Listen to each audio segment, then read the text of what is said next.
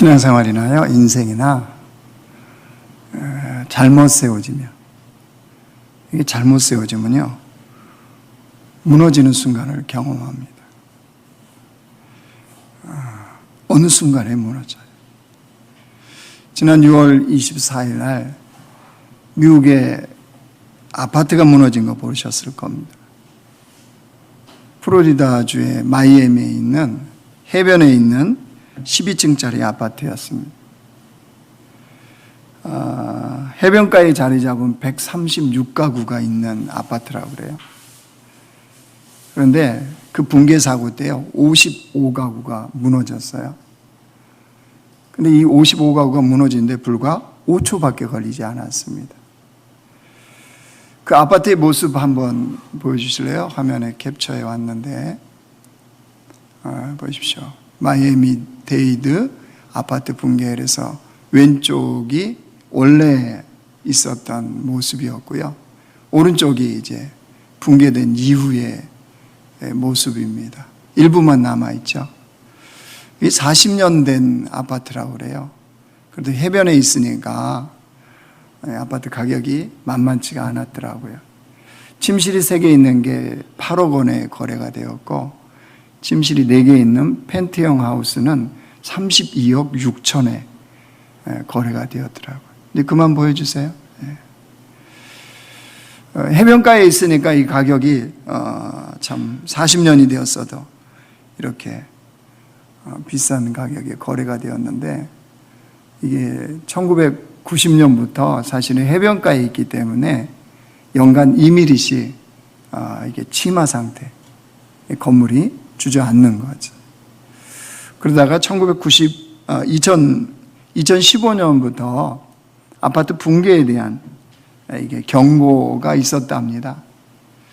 아파트 외벽이 이제 금이 가는 이런 일들이 벌어져서 붕괴에 대한 경고를 계속 사실은 한 거예요. 사고 전날 밤에도 그런 증언들이 나왔는데요. 삐걱거리는 소리, 아파트에서 삐걱거리는 소리, 뭔가 이게 붕괴가 일어나고 있다는 거죠. 그런 소리 때문에 잠이 깼다, 이런 이야기들도 있었어요. 이 아파트 붕괴로요, 여러분 총 97명이 사망했습니다. 그리고 1명이 실종됐어요. 최종 이제 구조 작업을 마감하면서 발표한 이 소개입니다. 여러분, 우리가 이거 보면 뭘 안 하나요? 징후들이 반드시 있다는 거예요. 뭔가 징후가 있어요. 근데 이걸 무시하면 선진국인 미국이라 할지라도 예외가 없습니다. 인재예요, 인재. 사실은 이거는. 그렇죠? 아파트 붕괴 그러면 우리는 무슨 후진국에서나 일어나는 이런 일들만 생각하죠. 그러나 이런 징후들을 무시하면 어떤 일이 벌어지는지가 우리한테 가르쳐주고 있습니다. 이걸 보면서요, 우리 신앙생활이에요. 우리 신앙생활. 신앙생활도 하다 보면요, 이상 징후들이 옵니다. 반드시 와요. 근데 이거 무시하면요, 신앙이 왜곡돼요, 결국은. 어느 때 그러잖아요. 저분은 어떻게 저렇게까지 바뀌었을까? 사실 징후들이 계속 왔는데 무시하고 살아가는 거죠. 그러면 신앙이 왜곡이 되고요, 마침내 이상한 형태의 신앙으로 바뀌어요. 여러분, 가나안 성도 아시죠? 성경에도 없는 가나안 성도. 가나안 성도 뭐야? 안 나간다는 거잖아요. 안 나가. 가나안. 예수는 믿는데 교회는 안 나간다. 타당한 다들 이유가 있어요. 그 사람들도. 그렇죠? 이유가 분명히 있습니다. 근데 왜 그렇게 됐을까요? 이분들은. 아마 그렇게 되기까지는 어떤 징후들이 있었겠죠. 해결되지 않는 어떤 문제, 의문, 이런 부분들, 또 어떤 상처, 이게 분명히 이게 있었을 겁니다. 그게 주님 안에서 해결이 되었다면 가나안 성도로 전락하지 않았겠죠. 그렇잖아요. 신앙이 여러분 예수님만 믿고 이렇게 공동체로 함께 모여서 하지 않는다, 굉장히 왜곡되어질 수 있습니다. 제대로 된 신앙이 되어줄 수가 없어요. 왜 그러냐? 신앙생활하면서 이상 징후들이 오면요, 해결을 하셔야 돼요. 해결을 안 하니까 그래요. 그냥 덮고 가면 안 돼요. 우리가 흔히 쓰는 말이 있어요. 무조건 믿고 봐. 믿고 보면 시간이 지나면 믿고 보면 시간이 지나서 해결되는 것도 있지만요, 안 되는 것도 있어요. 내 안에 여전히 의문점이 있으면 그거 갖고 주님 앞에 가서, 여러분 주님 앞에서는 해결 안 될 게 없잖아요. 해결을 했어야 되거든요. 여러분 그 많은 것들 중에 신앙생활하면서 느끼는 우리의 아이러니한 문제가 하나 있어요. 혹시 그런 거 생각해 보셨어요? 사실 우리가 신앙생활할 때는 각자마다 다 사연이 있고 이유가 있어요. 그렇죠? 주님이 그걸 통해서 우리를 부르시는 거예요. 근데 많은 부분들은 사실 이거예요. 세상을 살다 보면요, 굉장히 인생이 고달픕니다. 힘들어요. 그렇지 않습니까? 세상살이가 팍팍하거든요. 어렵습니다. 힘듭니다. 그게 어떤 물질의 문제든 인간관계의 문제든 어떤 질병의 문제든 인생을 살다 보면요, 고달프고 팍팍한 순간이 와요. 그걸 계기로 해서 사실은 신앙생활을 시작하는 사람들이 많아요. 그렇죠? 왜 신앙생활을 시작하죠? 그런 세상 속에서도 참 자유가 있을 것 같거든요. 어디예요? 신앙생활하면. 그래서 신앙을 갖기 시작했습니다. 근데 시간이 지나면 어떤가요? 팍팍함이 사라지셨어요? 그런 세상 속에서 고달픔이 없어지셨나요?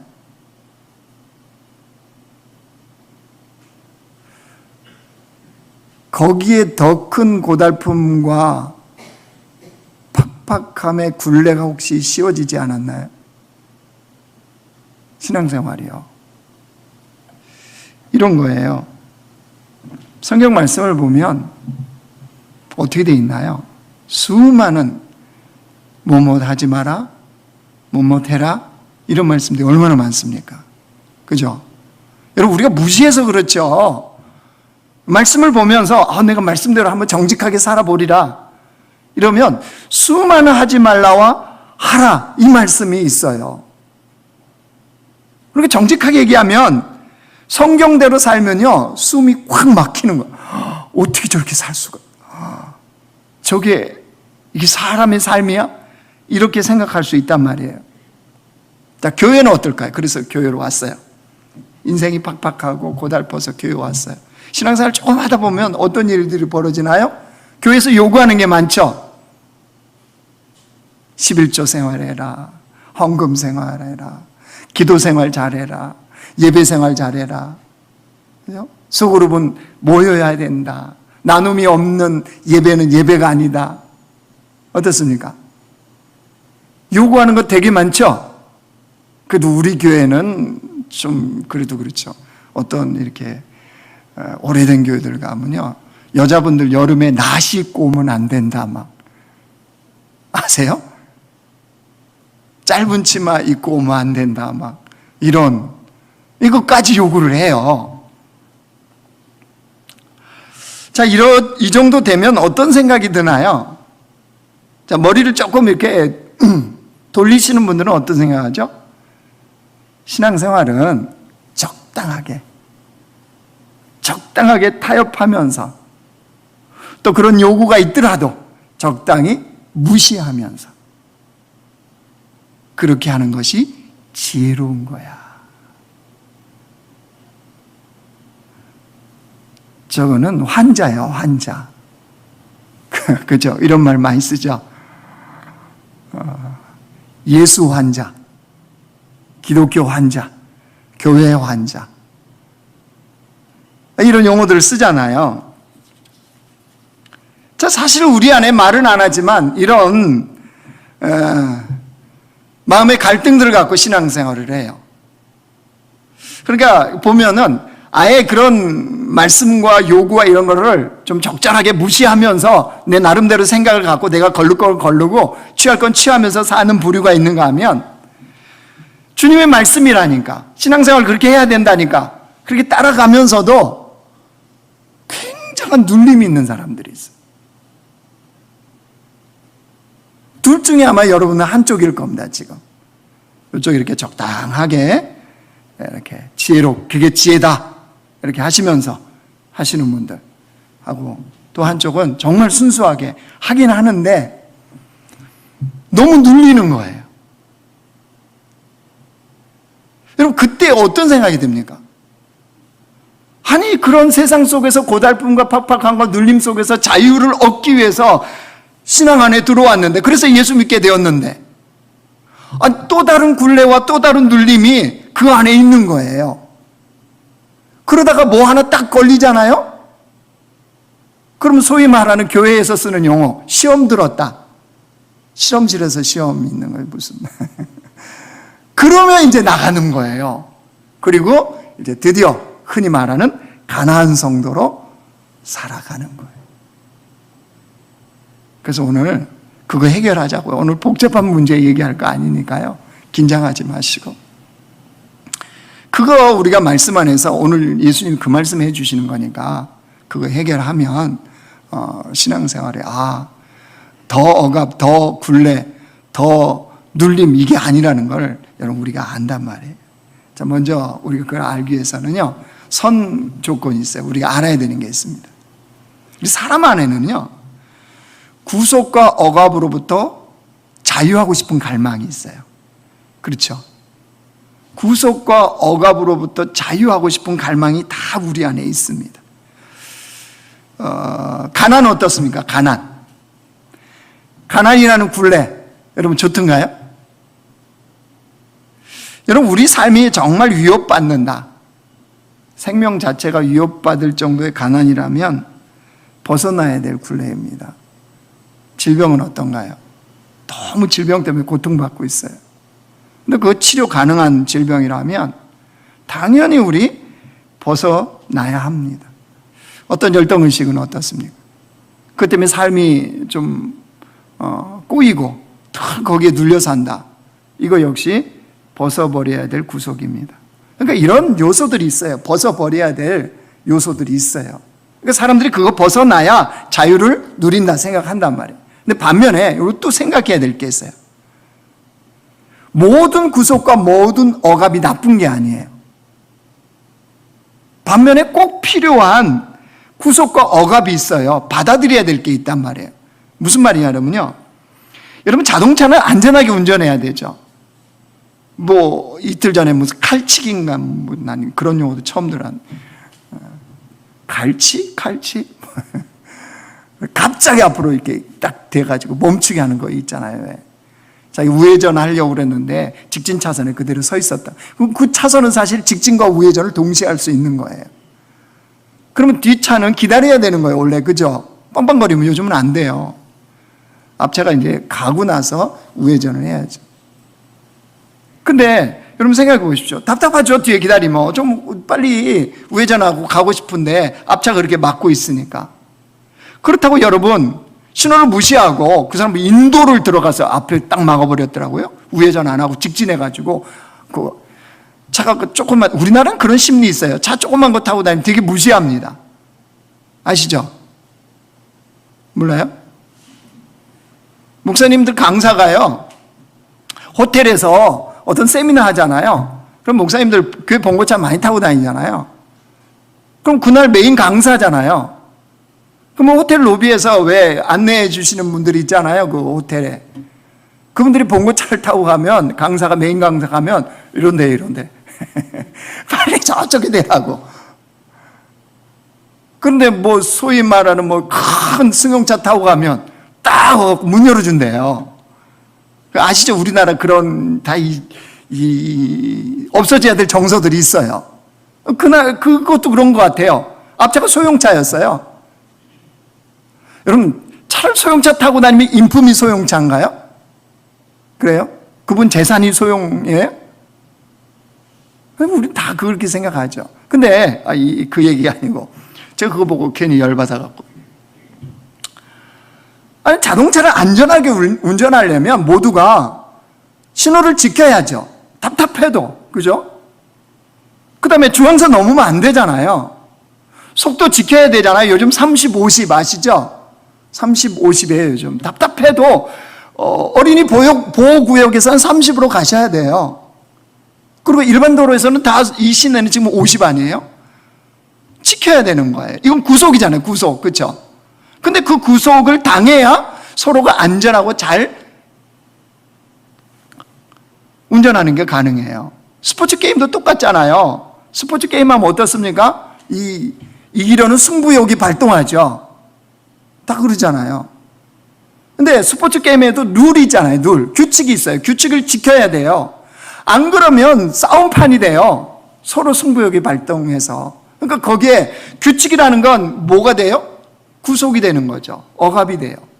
근데 그렇게 지켜야 안전한 거예요. 문제는 우리 인간이요. 모든 구속은 벗어버려야 될 거라고 생각한단 말이에요. 구속이나 억압은 다 벗어나려고 하는 욕망이 우리에게 다 있어요. 그래서 그게 자유라고 착각을 해요. 거기서부터 이런 문제가 생겨요. 그리고 어떤 분들은 그 구속과 억압에 어쩔 수 없이 살긴 살아요. 근데 눌려요. 이건 어쩔 수 없는 거야. 신앙생활 하려면 그거 감내해야지 뭐 어떡하겠어 이러면서 한단 말이에요. 진짜 그러겠냐는 거예요. 진짜. 우리가 놓친 게 뭘까요? 뭘 모르고 지금 신앙생활 하기 때문에 그럴까요? 오늘 예수님이 그걸 우리에게 말씀해 주세요. 자, 32절 보세요. 우리가 잘 아는 말씀이에요. 진리를 알지니 진리가 너희를 자유롭게 하리라. 진리를 알면 진리가 너희를 자유롭게 한대요. 자, 여러분 자유하십니까? 자유하세요? 진리를 알면 진리가 너희를 자유롭게 해준대요. 자유롭습니까, 여러분? 돈에 자유로우세요? 질병에 자유롭습니까? 미래에 대해서 자유롭습니까? 아니라 그러면 우리 생각해 보죠. 진리를 알면 진리가 자유롭게, 이 말씀이 진리잖아요. 지금 32절이 가짜가 아니잖아요. 거짓이 아니잖아요. 근데 왜 이렇게 우리는 자유가 없을까요? 이 말 듣고 있는 순간에 또 눌리십니까?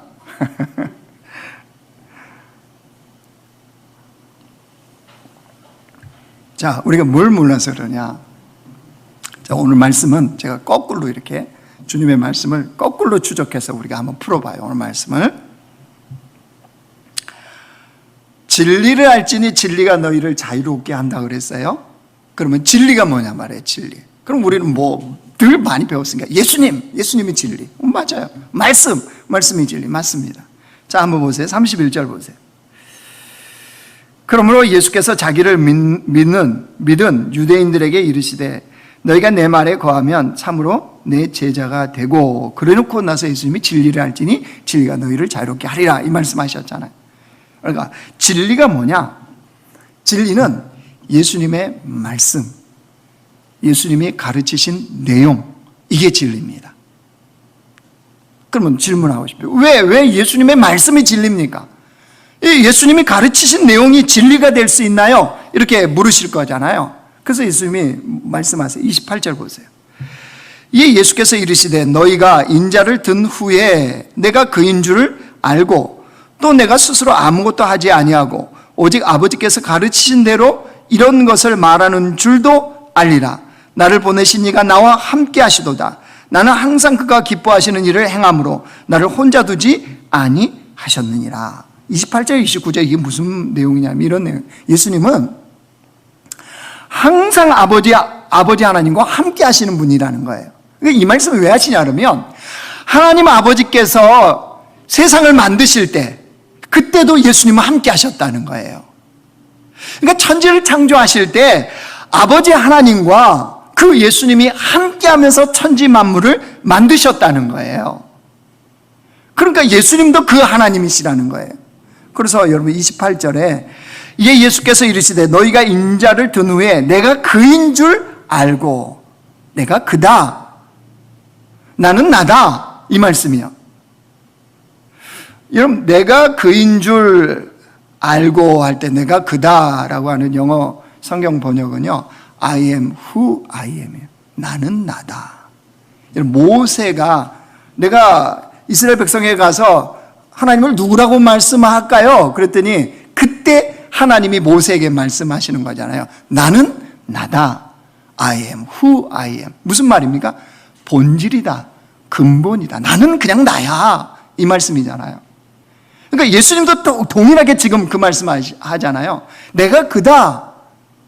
그러니까 무슨 말씀입니까? 예수님이 하나님이시고 예수님이 진리라는 거예요. 진리. 그걸 요한복음 14장 6절에도 말씀하시잖아요. 보이세요? 예수께서 이르시되 내가 곧 뭐고? 길이고 진리고 생명이다. 그러니까 예수님 스스로 자신이 진리이심을 말씀한 거예요. 그러니까 그 근본이시고 본질이신 예수님이 하신 말씀이 진리인 거예요. 그 예수님이 가르치신 내용이 진리인 거예요. 이제 여기까지는 동의되시죠? 그래서 예수님이 진리이신 거예요. 그러면 그 진리를 알지니, 예수님의 말씀을 알지니 그 말씀이 너희를 자유롭게 한다는 거예요. 그러면 이제 도대체 예수님의 무슨 말씀을 알아야 우리가 인생을 살면서 자유를 누리는 게 가능하냐는 거예요. 그죠? 무엇을 알아야 돼요? 여러분 이거를 특별히 아셔야 돼요. 예수님의 말씀을 통해서요. 이걸 알아야 진리를 누리는 게 가능해요. 두 가지인데요. 세상의 중심이 누구냐? 인생의 중심이 누구냐? 문제의 중심이 누구냐? 이게 첫 번째로 주님의 말씀을 통해서 분명하게 알아야 돼요. 또 하나는 한계, 경계를 알아야 돼요. 주님의 말씀을 통해서 한계와 경계를 알아야 돼요. 그러니까 이 두 가지가요, 분명해지면 진리를 알지니 진리가 너희를 자유롭게 한다는 이 말씀이 진리라는 걸 알게 되었죠. 다시요. 무엇이 중심이냐는 거예요. 뭐가 중심이냐는 거예요. 또 하나, 한계가 어디까지냐는 거예요. 여러분, 이 두 가지가요, 분명해져야 돼요. 뭘 통해서? 말씀을 통해서, 말씀을 통해서. 그러니까 이게 선명한 사람일수록 신앙생활 하면서 자유를 누려요. 그러니까 이게 흐리멍텅하니까 한국 성도들을 보고 뭐라 그래요? 십자가에 죽음이 있는데 부활이 없대요. 십자가 죽음 뭐예요? 무덤이죠, 무덤. 그러니까 늘 어두워요. 예수 믿고도 늘 어두워. 부활은요, 기쁨이잖아요. 그렇잖아요? 죽음을 이긴 게 부활이잖아요. 어때요? 예수님 믿기 때문에 해같이 빛난대요? 여보는 예수 믿고 한 20년 되더니 해같이 빛나. 내가 당신 얼굴 보면 하나님을 본 것 같아. 야곱이 에서에게 고백했던, 그거 사실 야곱이 은혜 받고 고백하는 거잖아요. 형님 얼굴을 배우니 주를 배우는 것 같고. 이건 진짜 고백이에요. 진짜 고백. 여러분, 에서가 달라진 게 아니라 야곱이 달라졌어요. 부러지고 나서. 그죠? 그리고 어때요? 이런 이야기를 들으세요? 남편으로부터 내가 힘들고 어려워도 집에 와서 당신 얼굴만 보면 주님의 얼굴을 보는 것 같아. 너무 내가 막 스트레스가 풀리고 당신을 보면 막 소망이 생기고 희망이 생기고 내가 집에 와야 되고 일할 용기가 생기고, 이 말을 듣고 살지요? 입은 있으되 대답이 없고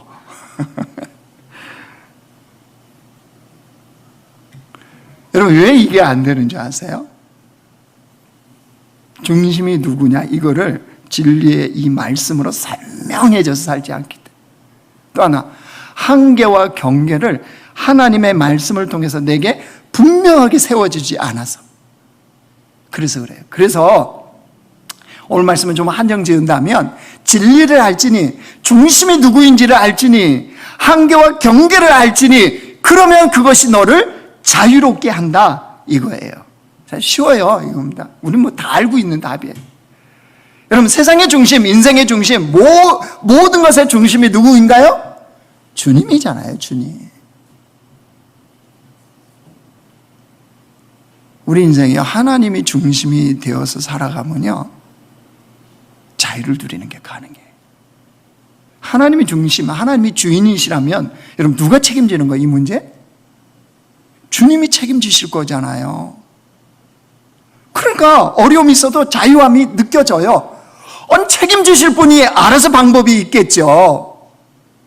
그분이 풀어가시겠죠.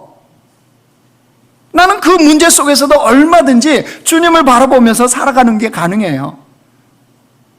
그러니까 세상과 인생과 모든 것의 중심이 하나님이신 것을 아는 것, 그게 이 말씀을 통해 진리를 아는 거예요.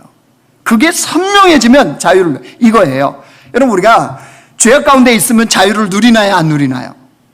절대 누릴 수가 없습니다. 사람은 양심이 있기 때문에. 죄 속에 있으면 자유가 박탈되잖아요. 그러니까 죄라는 건 사실 뭐예요? 중심이 나라는 거예요. 내가 주인 노릇하는 거예요. 그게 죄예요, 죄.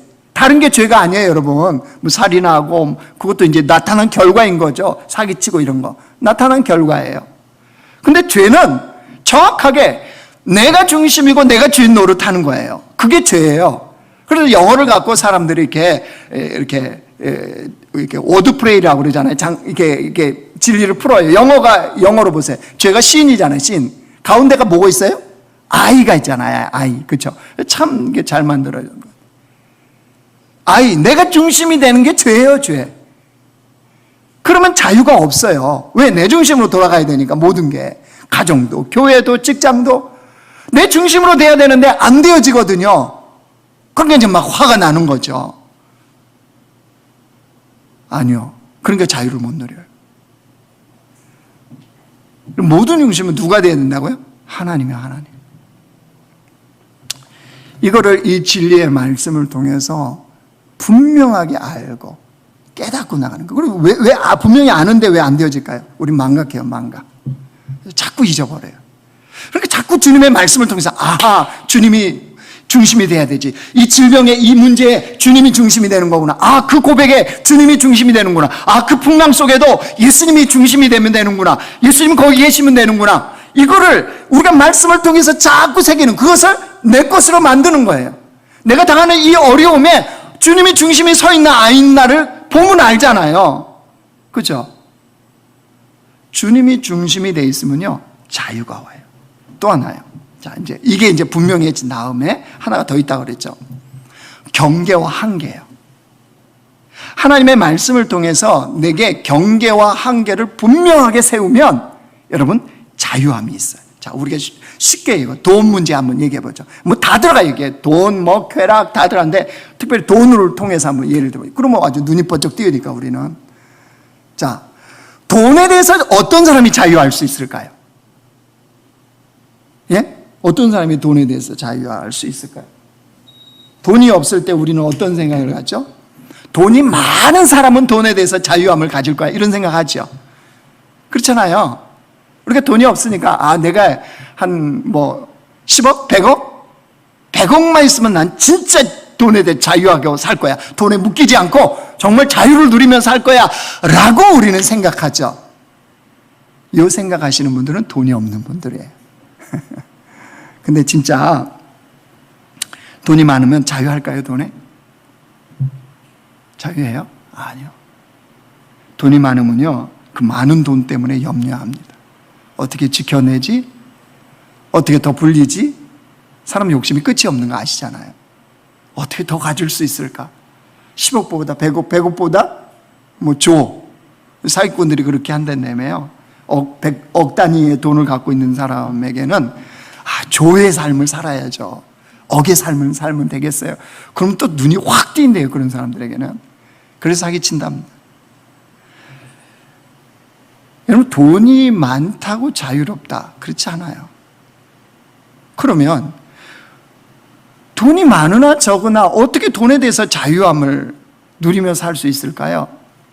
그것은 돈에 대한 개념과 한계가 정확하면 돼요.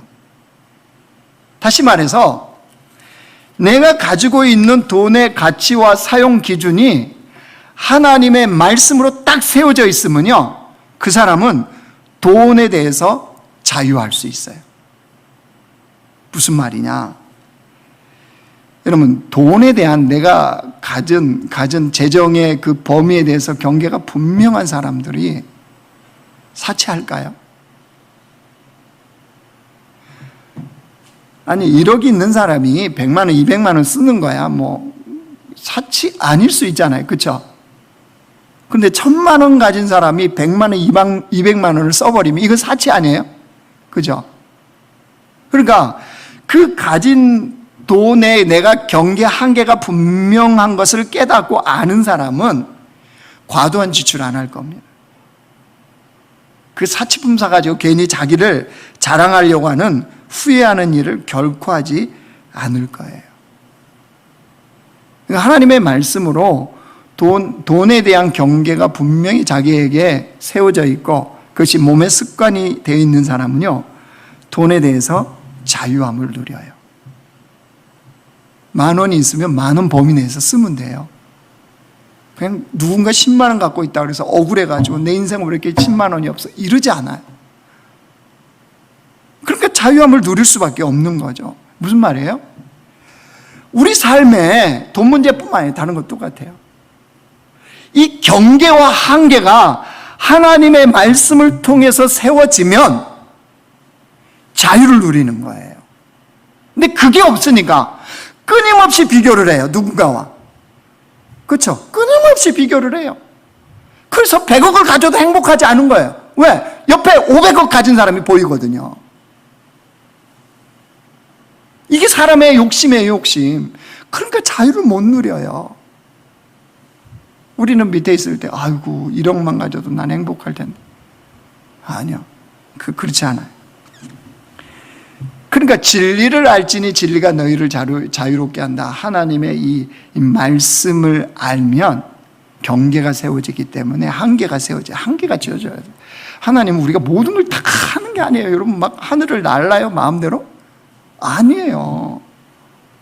그 경계를 분명히 알아야 우리가 자유를 누리는. 그러니까 맨날 교회 오면 말씀을 듣고 읽고 묵상하고 암송하고 공부하세요. 맨날 얘기하죠. 왜 이렇게 입이 아프게 이 얘기할까요? 그걸 통해서 중심이 누구이냐, 누구를 중심으로 삼아서 내가 살 거냐, 그 다음에 나의 한계와 경계를 분명히 아는 거예요. 그러면 자유를 누리는 게 가능해요.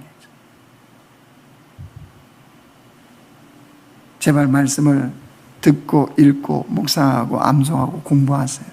어느 때까지? 주님 다시 오시는 날.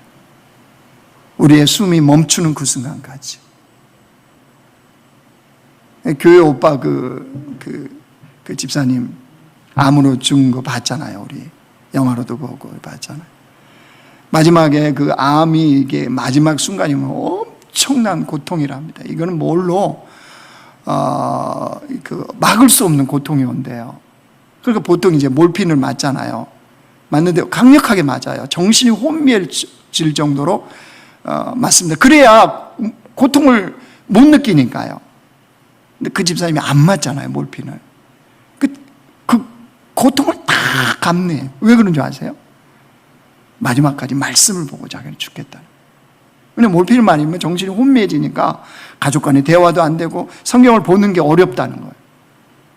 그래서 자기는 끝까지 그걸 안 맞고 봐요. 성경 말씀을 봐요. 여러분, 질병 속에 이분이 자유를 못 누리는 사람인가요? 진짜 자유를 누리는 사람이죠. 공동체에 모이는 것도 똑같아요. 속으로 가정교회 모이는 것도 여러분 하나님의 말씀을 서로 권면해요. 왜냐하면 그 속에 들어가면 내가 가려워져요. 현실에 대한 직시를 못한단 말이에요. 그러니까 옆에 있는 가정교회 가원들이 뭐 해주는 거예요? 말씀으로 권면해 주는 거예요. 그걸 듣는 거예요. 듣고 행하는 게 진짜 자유라니까요. 그건 집사님의 생각일 뿐. 이러면 여러분 자유함을 누리지를 못해요. 말씀을 정리하겠습니다. 오늘 말씀은 뭐 복잡한 게 아니에요. 참된 자유는 진리를 알 때예요. 주님의 말씀이니 진리를 알 때 가능해져요. 그래서 그 말씀을 통해서 하나님이 중심이 되시고 그 말씀을 통해서 인생의 경계를 세우면 자유함을 누릴 수 있다는 사실, 이걸 깨닫고 우리 삶에 적용하는 거예요. 그래서 신앙생활하면서 그 말씀을 지켜 행하면서도 눌리지 마요. 진리를 몰라서 그래요. 또 적당하게 타협하고 적당하게 내가 거부하고 이런 게 지혜라고 생각하지 마요. 그건 반만 누리는 거, 반만. 온전한 주님 안에 참된 자유를 누려야 되지 않겠어요? 뭐를 알면? 하나님의 말씀을 통하여서 누가 중심이고 경계와 한계가 무엇인지를 내 인생에 이거를 분명하게 알면 자유를 누려요. 자, 여기까지는 일반 성도들이 누리는 자유예요. 마무리하면서 우리는 영적 거인으로 살려고 하는 사람들이잖아요. 그죠? 그래서 거룩한 하나님 나라의 선교를 하겠다고 했잖아요. 올해 선교사로 살겠다고 그랬잖아요. 그런 사람들에게는 한 발자국 더 나간 자유가 필요해요. 저는 이것을 초월된 자유라고 얘기하고 싶어요. 초월된 자유. 알았어요. 진리를 알지니 진리가 너희를 자유케 한다는 거 알았어요. 나는 알았어요. 주님의 말씀을 통해서 그 자유함의 삶이 가능하구나. 알았어요. 그러면 이걸 모르는 누군가 다른 사람이 있잖아요. 그 다른 사람이 이 진리를 알 수 있도록 내가 누릴 수 있는 나의 자유를 스스로 제한하는 거, 이거를 초월된 자유라고 그래요.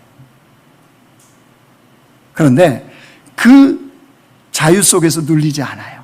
내가 스스로 내가 누릴 수 있는 자유를 제한했지만 눌리지 않아요. 진짜 하나님 나라의 자유를 누리며 살아요. 사도 바울이 그랬잖아요. 사도 바울이. 말씀 한번 보여주실래요? 고린도전서 9장. 한번 보세요. 우리가 먹고 마실 권리가 없겠느냐? 빨리빨리 넘겨요. 우리가 다른 사도들과 주의 형제들과 게바와 같이 믿음에 자매된 아내를 데리고 다닐 권리가 없겠느냐? 어찌 나와 바나바만 일하지 아니할 권리가 없겠느냐? 다른 이들도 너희에게 이런 권리를 가졌거든 하물며 우리일까 보냐? 그러나 우리가 이 권리를 쓰지 아니하고 범사에 참는 것은 그리스도의 복음에 아무 장애가 없게 하려 함이로다.